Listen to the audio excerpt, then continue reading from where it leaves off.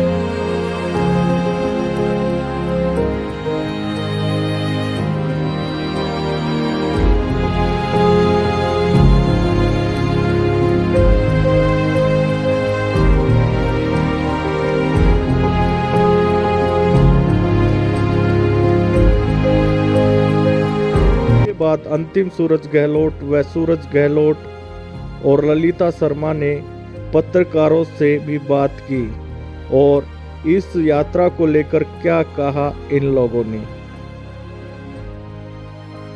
Ma'am, क्या आज तिरंगा सम्मान यात्रा निकाली आपने, क्या महसूस हुआ कि देखिए, अपने आप में भी बड़ा गौरवान्वित महसूस हम कर रहे हैं आज की इस तिरंगा सम्मान यात्रा से, क्योंकि देखिए जो 26 जनवरी वाले दिन किसान रैली के बीच में कुछ गद्दारों ने बीच में घुस करके जो इतना गलत काम किया है, हमारे तिरंगे झंडे का जो अपमान किया है, देखिए वो तो हम सब के लिए असहनीय है।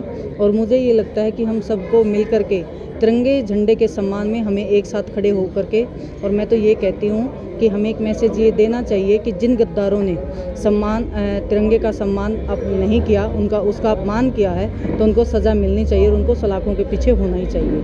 क्या लगता है दिल्ली पुलिस ने इतना संयम बरता? दिल्ली पुलिस की मैं जितनी तारीफ़ करूं उतनी कम है। दिल्ली पुलिस पिटती रही उन लोगों से, और हमने जितनी भी वीडियो वायरल हुई सब में हमने देखा कि दिल्ली पुलिस वाले हमारे जितने भी भाई थे उन्होंने इतना संयम बरता, इतनी पिटाई के बाद भी, और इतनी हाथ भी कटे हुए थे, लेकिन उसके बाद भी उन्होंने कोई ऐसा काम नहीं किया जो देश की जनता के लिए गलत हो। क्या लगता है ये कौन इंसान थे? ये मुझे लगता है ये खालिस्तानी थे, क्योंकि हमारे किसान तो ऐसा कर नहीं सकते। और मैं भी एक किसान की बेटी हूँ, हम भी किसानी करते हैं, हमारे पेरेंट्स भी, हमारे घर वालों ने भी खेती की है, हमने भी खेत देखे हैं, हम भी अभी भी खेती उगाते हैं, लेकिन कोई किसान ऐसा कर ही नहीं सकता। ये तो किसान की आड़ में खालिस्तानी लोग थे जो ऐसा उपद्रव करने के लिए आए हुए थे। 26 जनवरी को गणतंत्र दिवस वाले दिन जो तिरंगे का अपमान हुआ है, उपद्रवी लोगों ने जो इसका अपमान किया है, इतिहास में आज तक ऐसी शर्मनाक घटना नहीं हुई। उसी तिरंगे के सम्मान में आज हमने ये यात्रा निकाली। लोगों ने इसमें बढ़ चढ़ कर हिस्सा लिया, और तिरंगा हमारी आन है, बान है, शान है। तिरंगे के लिए ही हमारे जो जवान हैं वो सीमा पर डटे हुए हैं। तिरंगे की खातिर ये सब कुछ है, और उसी का अपमान हो गया तो ये बर्दाश्त से बाहर। तिरंगे का अपमान हम किसी भी हालत में नहीं सकते। नजफगढ़ क्षेत्र किसानों का क्षेत्र है, क्या लगता है किसानों का काम है ये, या फिर कुछ और उपद्रव भी है? किसानों का तो ये काम ही नहीं है। किसान जो है, किसान के घर जवान पैदा होते हैं, किसान जवान पे कभी हमला नहीं करते। तो क्या लगता है कौन लोग थे वो जो हमला किया, हमारे सम्मान को ठेस पहुँचाया? जिन्होंने हमारे सम्मान को ठेस पहुँचाई वो उपद्रवी लोग हैं। उनका इस आंदोलन से कोई लेना देना नहीं है, वो किसान नहीं है। तिरंगा सम्मान यात्रा पहली बार नजफगढ़ में निकली है, क्या कहना चाहिए? भाई साहब, मैं तो ये कहना चाहूँगी कि जिस प्रकार से लाल किले के ऊपर हमारा तिरंगा झंडा फहराया जाता है, वहाँ उस दिन जो तांडव किया, उसको जलियांवाला बाग बनाया, वो कहानी जो अंग्रेज़ों के टाइम में जब हमने अपनी गुलामी को छोड़ के आज़ादी ली थी, हासिल की थी, वही सीन इन्होंने दोबारा से फिर लाल किले पे कर दिया। क्या ये उचित था? आप भी बताइए। किसान ऐसा नहीं कर सकता। जितने भी ये जवान हैं, ये किसान परिवार से ही हैं। कोई इतने बड़े पूंजीपति का, कोई बिजनेसमैन का बच्चा पुलिस में भर्ती नहीं होता।